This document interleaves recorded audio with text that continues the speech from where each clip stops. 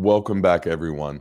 Today, we're going to be closing out our conversation on everything wrong with the first five books of the Bible, the books of Moses, the books of the law. If Genesis breaks you, Exodus controls you, Leviticus monitors you, and Numbers disciplines you, then Deuteronomy finalizes the system. Deuteronomy is not about remembering the law, it's about repeating it until dissent becomes unthinkable.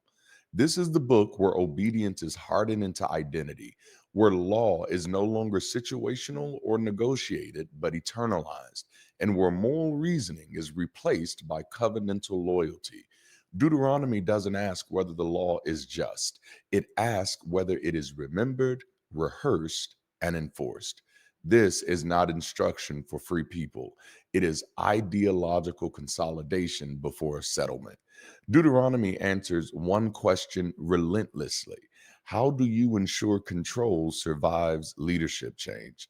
The answer is repetition, fear, reward, punishment, and a little bit of historical revision. Let's jump into it. In Deuteronomy, the law undergoes a critical transformation. It's no longer presented primarily as a tool for navigating ethical complexity or resolving harm within a community. Instead, obedience becomes a marker of identity. The law is not something you consult, it's something you are. Faithfulness is no longer demonstrated through discernment, repair, or care. It's demonstrated through visible total alignment. This shift collapses the distinction between action and self. You're not judged for what you do in a given situation, you're judged for whether you embody obedience as a posture. The law becomes a uniform rather than a guide. To obey is not merely to act correctly, it is to signal loyalty. To question, reinterpret, or adapt is not treated as moral engagement, but as personal betrayal. What disappears in this framework is moral reasoning. Deuteronomy does not encourage people to weigh harm, context, or competing goods. It encourages them to remember, repeat, and rehearse commands. The highest virtue is not wisdom, but consistency. The law is rehearsed publicly, taught the children, written on doorpost even, and bound to the body, not to deepen ethical understanding, but to ensure identity saturation. The goal is not thoughtful application, it is total internalization. Psychologically, this produces identity foreclosure. When obedience becomes inseparable from self worth, there is no safe space for exploration, doubt, or moral growth. A person does not ask, is this right? They ask, does this prove that I belong? Moral failure then is no longer an opportunity for learning or repair, it becomes an existential threat. To disobey is not to make a mistake, it's to become the wrong kind of person. This fusion of obedience and identity creates deep emotional vulnerability. Fear replaces curiosity. Compliance replaces conscience. Individuals learn to protect their sense of self by suppressing questions and aligning outwardly, even when inward conflict exists. Over time, the inner moral compass weakens not because people lack ethics, but because ethics have been outsourced to rule conformity. Integrity is replaced by alignment.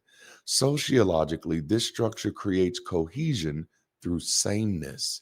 Unity is achieved not by shared care or mutual responsibility, but by uniform obedience. We obey the same rules. Difference becomes dangerous, not because it causes harm, but because it threatens identity boundaries. Once law is identity, disagreement feels personal. Questioning the rules feels like rejecting the group itself. This is how dissent becomes betrayal. A different interpretation is not a contribution, it's a fracture. A moral objection is not a warning, it's disloyalty. The community stops asking whether the law produces justice and starts asking whether everyone looks aligned. Belonging is maintained through visible conformity rather than shared humanity. This is why Deuteronomy is so effective and so dangerous. When law becomes identity, it no longer needs to be justified, it only needs to be displayed. Obedience turns into a badge. Loyalty becomes the highest moral currency. And once that happens, harm can be ignored as long as the symbols are worn correctly. That's the quiet but decisive shift Deuteronomy completes. In Deuteronomy, the law isn't followed, it's worn. In this closing book of Moses, memory is no longer treated as a record of shared experience. It becomes a tool of obedience. The past is retold not to foster understanding, healing, or even accountability, but to reinforce loyalty. History is selectively curated, reshaped, and repeated with a clear goal. Obedience must feel justified, inevitable, and morally necessary. Obedience is better than sacrifice. Events are not recalled in their full complexity. Suffering is not examined for its causes or consequences. Instead, hardship is reframed as deserved discipline. Trauma becomes instruction, loss becomes lesson. The narrative doesn't ask whether suffering is avoidable, excessive, or unjust. It insists that it is formative. The people are taught not to remember what happened, but to remember how they're supposed to interpret what happened. This is a subtle but profound shift. Memory stops being descriptive and becomes prescriptive. The past is not something to learn from, it is something to submit to. The repeated command is not remember so that you can grow, but remember so that you won't question again. History becomes a moral warning label rather than a space for reflection. This functions as collective gaslighting. Trauma is acknowledged only to be reframed. Fear, hunger, loss, and death are not treated as harms that require accountability. They're treated as necessary corrections. When people are told repeatedly that their suffering was good for them or that it proves the righteousness of authority, they learn to doubt their own perceptions. Pain becomes suspicious, anger becomes ungrateful, grief becomes disloyal. This creates enforced gratitude. Survival itself is framed as generosity rather than bare minimum care. The people are reminded not of what was taken from them, but of what they were spared. Memory is used to collapse critique. How can you complain after all that you've been given, after all that God has done for you, after all that God has brought you through? Over time, people internalize the idea that questioning authority is equivalent to denying the past, or worse, betraying it. This selective memory stabilizes power. Whoever controls the narrative of the past controls the emotional posture of the present.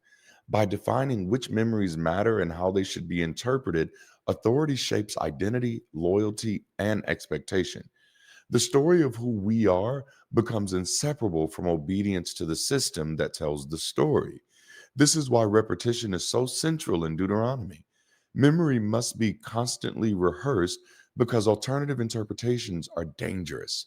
Competing narratives threaten cohesion, so the past is flattened, simplified, and moralized until it produces the desired response: submission framed as faithfulness. When memory becomes political, history stops being a source of wisdom and becomes a mechanism of control. Trauma is not healed, it's weaponized. Suffering is not resolved, it's rebranded. And the people are taught to thank the system that hurt them for making them who they are. That's the function Deuteronomy assigns to memory. Deuteronomy doesn't remember the past, it edits it. Now let's get into behavioral conditioning. In Deuteronomy, morality is no longer evaluated by intention, impact, or care. It's evaluated by outcomes. Obedience is rewarded with prosperity, disobedience is punished with suffering. This is not framed as correlation or complexity, it's framed as certainty. If things are going well, you must be faithful. If things are going badly, you must be failing. This collapses ethics into results. Right and wrong are no longer measured by harm avoided or justice pursued, but by whether the system produces favorable conditions. More reasoning is replaced by pattern recognition. Good outcomes signal righteousness, bad outcomes signal guilt. The law doesn't ask why something happened, it assigns meaning after the fact. What makes this framework especially powerful is its simplicity. It removes ambiguity and it eliminates context. Suffering no longer needs investigation, it needs explanation. And the explanation is always the same: disobedience. Prosperity no longer requires accountability, it proves virtue on its own. The system becomes self validating. Whatever happens confirms the narrative. This creates transactional morality. People learn to behave not because something is right, compassionate, or humane, but because they're bargaining for safety and reward. Obedience becomes insurance, faithfulness becomes risk management. Fear, not understanding, drives behavior. The question is no longer what is the ethical thing to do, but what will keep me protected. This framing also corrodes empathy. When suffering is interpreted as punishment, compassion becomes morally complicated. Helping someone who is struggling starts to feel like interfering with justice. The suffering person is no longer seen as unlucky, oppressed, or harmed, they're seen as suspect. Pain becomes evidence against them. Over time, this trains people to interpret misfortune as moral failure. Illness, poverty, disaster, and loss are quietly stigmatized. People learn to hide struggle rather than address it because struggle itself signals disobedience. Fear replaces solidarity, survival replaces care. Sociologically, the blessings and curses framework moralizes wealth, and stigmatizes poverty. Those who prosper are assumed to be righteous, disciplined, and deserving. Those who struggle are assumed to be irresponsible, unfaithful, or morally compromised. Structural inequity disappears from view. Systems are never questioned, only individuals are. This is how injustice becomes invisible. When outcomes are treated as moral verdicts, power no longer needs to justify itself. Inequality is framed as evidence, not a problem. The system doesn't ask whether laws are fair, resources are distributed justly, or leadership is accountable. It simply points to results and calls them proof. Deuteronomy embeds this logic deeply. Obedience produces blessing, suffering produces failure. Ethics are no longer evaluated in real time, they are inferred after the fact. Once outcomes become the measure of morality, the system can never be wrong, only the people can. So in Deuteronomy, outcomes actually replace ethics. Now, another thing concretized in this narrative is that obedience is not cultivated through explanation, moral reasoning, or shared reflection. It's enforced through threat. Punishment is extreme, vividly described, and often collective. Blessings are promised, but curses are detailed at length, layered, and terrifying. The goal is not comprehension, it's compliance. The system doesn't ask whether the law makes sense, it ensures that disobedience feels unbearable. This marks a critical shift in how authority relates to people. Moral formation requires dialogue, modeling, and trust. Deuteronomy bypasses all three. Instead of helping people internalize values, it conditions behavior through fear of consequence. Obedience becomes reflexive rather than reflective. People are not shaped into moral agents, they are trained into subjects. What's especially revealing is how little emphasis is placed on understanding why the law exists. The legitimacy of the command is never grounded in harm prevention, mutual flourishing, or ethical coherence. It's grounded in power. Do this or else replaces here is why this matters. The law does not need to persuade, it only needs to threaten effectively. Psychologically, this produces anxiety driven compliance. When punishment is severe and omnipresent, the nervous system takes over. People obey not because they agree, but because fear has become the dominant motivator. Moral decision making collapses into threat avoidance.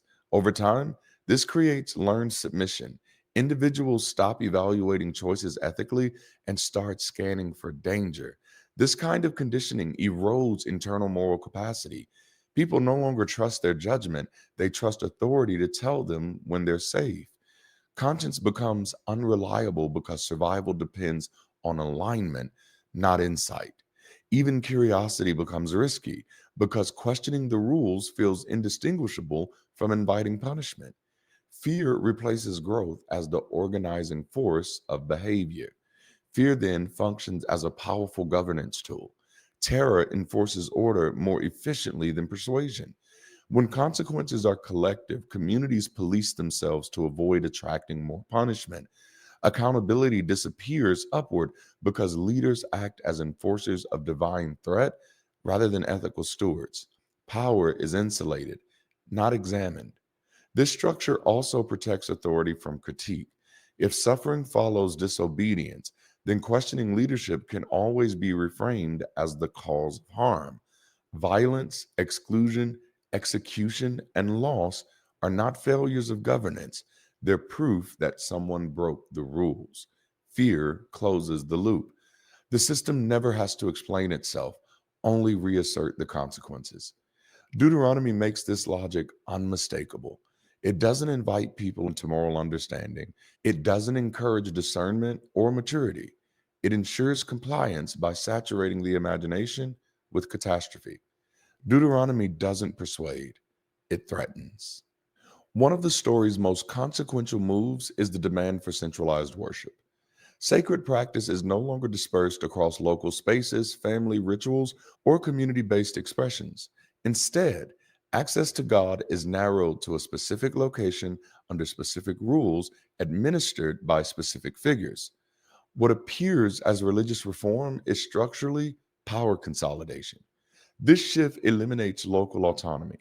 Communities are no longer trusted to interpret, practice, or live out their values in context. Spiritual life must now be routed through a single sanctioned center. Moral legitimacy is no longer something cultivated where people live, it is something granted from afar and dictated from the top. Authority moves upward and meaning becomes centralized. The implications are profound. When worship is centralized, interpretation follows. When interpretation is centralized, enforcement soon follows as well.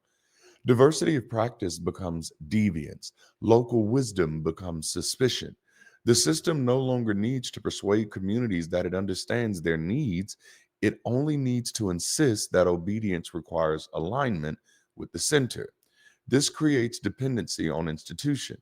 Individuals learn that access to the sacred, and by extension to belonging, forgiveness, and legitimacy, does not reside within conscience or community, but within compliance. Authority becomes externalized. People stop asking whether something is right and start asking whether something is permitted. Moral confidence erodes as approval replaces discernment. Over time, this reshapes self trust. When spiritual access is mediated, people internalize the idea that they cannot approach meaning, morality, or transcendence on their own. The institution becomes necessary not because it offers wisdom, but because it controls access. Faith shifts from relationship to regulation. Centralized worship produces religious monopoly. Power concentrates around the altar. Who controls it, and who staffs it, and who defines its terms? Resources flow inward. Loyalty is measured by participation in the sanctioned system. Alternative expressions are delegitimized not because they cause harm, but because they threaten control. This structure stabilizes hierarchy. When all sacred traffic passes through one channel, dissent becomes disruption, reform becomes rebellion, accountability becomes impossible, because the same authority that claims divine access also defines disobedience. The system protects itself by making itself indispensable. Deuteronomy presents this not as political strategy, but as spiritual necessity. Yet the pattern is unmistakable. Centralized worship and power follows. Control access and control people. The altar becomes the gate, and the gatekeeper becomes untouchable. If you control the access, you control the people. In Deuteronomy, outsiders are not treated as neighbors with different customs, values, or histories. They're framed as persistent moral dangers. Foreign people are depicted not merely as politically distinct, but as spiritually contaminating. Difference itself becomes a threat. Proximity, dangerous. Coexistence is framed as compromise. The presence of the other is not a challenge to be navigated, but a risk to be eliminated. What's crucial is that this danger is not tied to behavior. Outsiders are not condemned for specific acts of harm. They are condemned for who they are and what they represent. Their gods, practices, and cultures are treated as infectious. The problem is not violence or injustice, it's influence and insecurity. This reframes morality away from ethics and toward insulation. Goodness is preserved not through compassion or discernment, but through distance. Psychologically, this produces in group superiority. When outsiders are defined as inherently corrupting, insiders become inherently righteous by contrast. Identity hardens around moral exceptionalism. We are clean because they are unclean. Fear replaces curiosity. Empathy is restricted to those who already belong. Over time, this conditions people to experience difference as danger rather than diversity, and to interpret suspicion as wisdom. This framing also trains xenophobic reflexes. Anxiety towards outsiders no longer needs justification, it's sanctified. Discomfort becomes discernment. Hostility becomes faithfulness. People learn to defend boundaries aggressively, not because harm is occurring, but because purity must be protected preemptively. Moral reasoning is bypassed in favor of reflexive exclusion. This logic weaponizes national identity. Religious loyalty, cultural sameness, and political belonging collapse into a single category. To protect the group is to oppose the outsider. Violence can now be reframed as defense rather than aggression. Displacement, erasure, or annihilation becomes righteous acts when cast as safeguarding holiness. The system does not need to prove that outsiders are harmful, it only needs to insist that they might be. This is how permanent enemies are created. When identity depends on purity, threats must always exist. Peace becomes dangerous because it invites contact. Integration becomes betrayal. The community stabilizes itself by maintaining opposition because without enemies, the logic of separation collapses. Deuteronomy doesn't merely warn against outside influence, it institutionalizes fear of the other. It teaches that survival requires hostility, that belonging requires exclusion, and that holiness demands opposition. In Deuteronomy, purity requires enemies, which is a great segue into talking about the normalization of collective punishment. In Deuteronomy, punishment is no longer tightly bound to individual action. Responsibility spreads outward onto families, households, and sometimes entire communities. A single violation can trigger consequences far beyond the person who committed it. Innocence does not insulate, proximity is often indicative. Moral accountability is diffused until everyone is implicated. This shift is not accidental. Collective punishment functions as a control mechanism. When consequences spill over onto loved ones, dissent becomes socially dangerous. The cost of failure is no longer personal, it's relational. People are disciplined not just by fear for themselves, but by fear of harming those around them. Responsibility is blurred so thoroughly that silence becomes the safest option. This produces guilt by association. People learn that belonging itself carries risk. You're accountable not only for your own actions, but for the behavior of those you are connected to. This creates constant low level anxiety. What if someone else's mistake cost me everything? Moral life becomes less about integrity and more about containment, limiting exposure, minimizing connection, and avoiding visibility. Over time, fear driven conformity replaces ethical courage. Speaking up becomes dangerous, not because you might be wrong, but because you might implicate others. Accountability gives way to concealment. Instead of addressing harm directly, people learn to manage appearances. The safest moral strategy is not honesty, but invisibility. Sociologically, this logic produces self policing communities. Formal enforcement becomes secondary because social pressure does the work.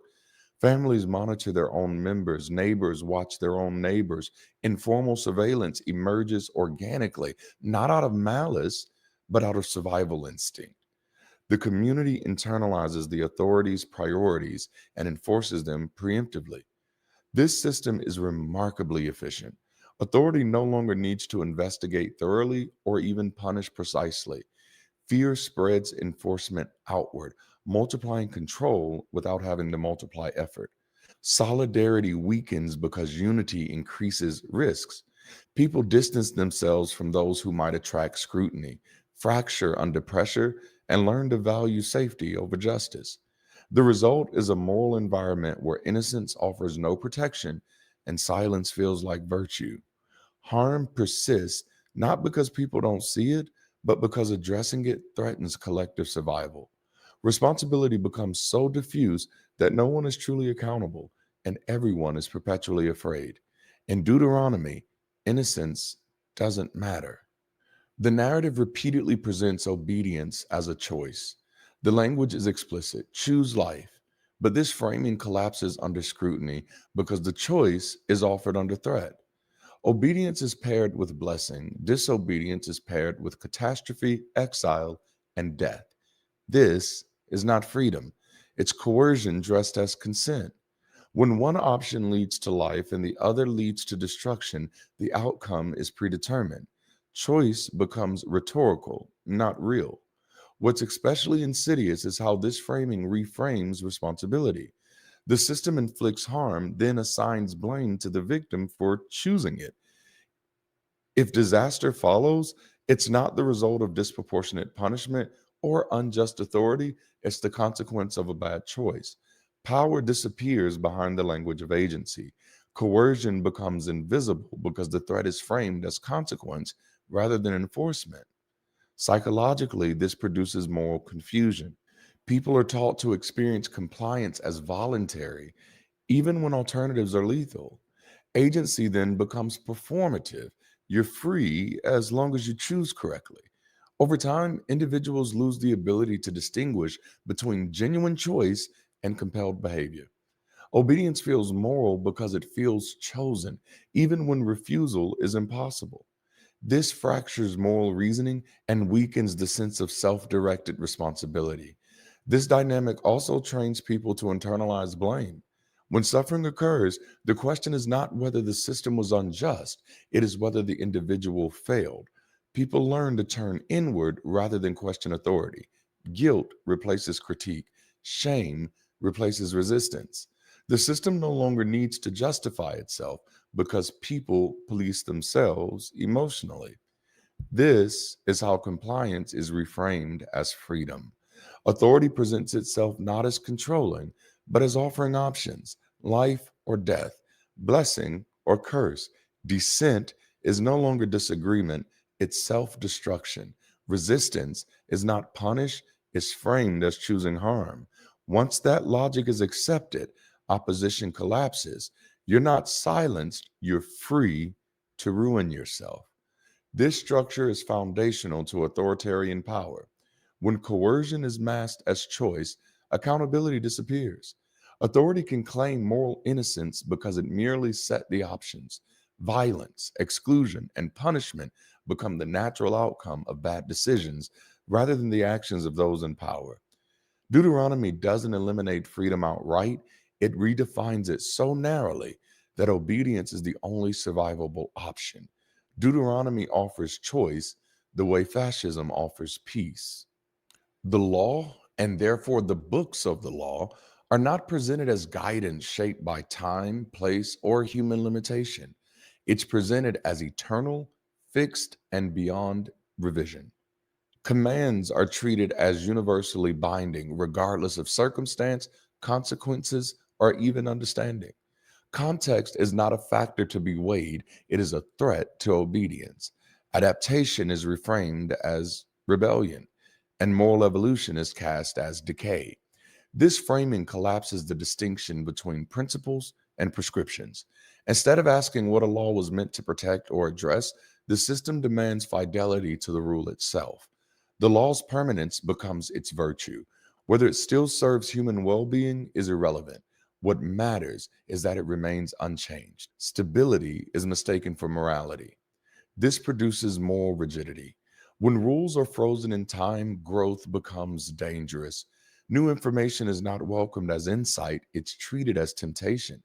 People are trained to distrust curiosity, suppress doubt, and resist progressive reflection. Moral development stalls because questioning inherited rules feels like questioning goodness itself. The safest posture is not understanding, but repetition. Over time, this inhibits ethical maturity. Instead of learning how to reason through complex situations, people learn how to apply rules mechanically. Judgment is replaced with memorization. Wisdom is confused with loyalty to precedent. When circumstances change, and they always do, individuals are left without tools to respond compassionately or intelligently. They can only enforce what they were given. From a sociological perspective, eternalized law insulates authority from critique. If a rule is sacred and timeless, then challenging it is not reform, it's heresy. Institutions no longer need to justify why a law exists or whether it causes harm. They only need to point backwards. Power stabilizes itself by rooting policy in permanence. Accountability disappears altogether because the source of authority is always elsewhere, in the past, in the tradition, in God. This produces institutional stagnation. Systems stop learning. Harm persists because correction would require admitting that the law was incomplete or flawed. Instead of adapting structures to serve people, people are forced to adapt or suffer under structures that no longer fit. When rules cannot change, casualties are reframed as necessary cost. Deuteronomy makes this inversion explicit. The law is fixed, circumstances are negotiable, human lives are adjustable. When the law can't change, people must comply. Deuteronomy is defended so fiercely because it solves a problem every authority eventually faces: how to survive after the charismatic leader is gone. Moses is dying, the wilderness phase is ending. What remains is not relationship, but regulation. Deuteronomy exists to ensure that power outlives the prophet. If Deuteronomy fails, divine law loses its permanence. The idea that rules are timeless simply because they are sacred becomes unstable. Law would have to be evaluated by context, consequence, and human well being rather than by origin alone. Once that happens, obedience can no longer claim automatic moral superiority. Following rules would no longer be enough. Understanding them would have to matter. This destabilizes authority at its core. If law is not eternal, then leaders must explain themselves. They must justify why a rule exists, who it serves, and what harm it causes. Power can no longer hide behind "this is how it's always been." Ethics re enter the conversation, and with that comes questions about proportionality, compassion, justice, and even accountability. Systems built on command begin to weaken when reasoning is allowed back in. This is deeply threatening. Deuteronomy trains people to fuse goodness with obedience. When that fusion breaks, individuals must reclaim moral agency. They must decide, not just comply. That shift is destabilizing for identities built on certainty and submission. It requires discernment instead of loyalty, courage instead of conformity. Deuteronomy functions as institutional glue. It transforms memory into mandate, law into identity, and obedience into survival. By framing the rules as eternal, it ensures that future generations inherit not just beliefs, but constraints. Power no longer needs the original miracle, the original leader, or the original crisis. It only needs the law, and people trained not to question it. This is why Deuteronomy cannot be interrogated honestly within systems that rely on it, because questioning it doesn't just threaten a text, it threatens continuity of control. It exposes the mechanism by which authority persists without presence, command survives without charisma, and institutions endure long after their moral imagination have gone dormant. Deuteronomy doesn't survive because it teaches people how to live well together. It survived because it teaches power how to persist without question. So there you have it. Genesis breaks you, Exodus controls you, Leviticus monitors you, Numbers disciplines you. Deuteronomy ensures the system outlives everyone who questions it. This isn't sacred wisdom, it's institutional continuity. The smoking gun in all of this is how these laws are presented as perfect, timeless, divinely breathed spoken by God Himself and merely written down by Moses. And if that claim were true, it would mark yet another entry in a long resume of failure by God. Failure to maintain peace in heaven, failure to preserve the sanctity of the garden, failed to prevent corruption after the flood, despite wiping the earth clean. And after generations of supernatural terror, coercion, and spectacle, the supposed master plan finally arrives. God delivers the law personally: thunder, fire, fear, absolute authority. And it still doesn't work. The remainder of the Old Testament is not a story of success, it is a prolonged postmortem.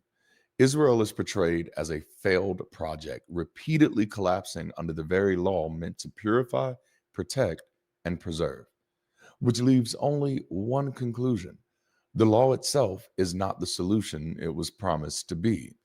The books of the law fixed nothing. They did not produce moral clarity. They did not secure justice. They did not safeguard human flourishing. And yet they persist, held up as the pinnacle of ethical wisdom, insulated from critique, and recycled across generations as divine instruction. Now that we've examined their tangible psychological and social consequences, my hope is simple: that you recognize what you're seeing around you today. The five books of the law are not a mirror of divinity. They are a mirror of a defeated humanity, of how power conditions obedience, how fear masquerades as morality, and how we have been influenced to repeatedly mistake authority for righteousness. Thank you for joining me in this conversation and this series. Until next time, keep rising.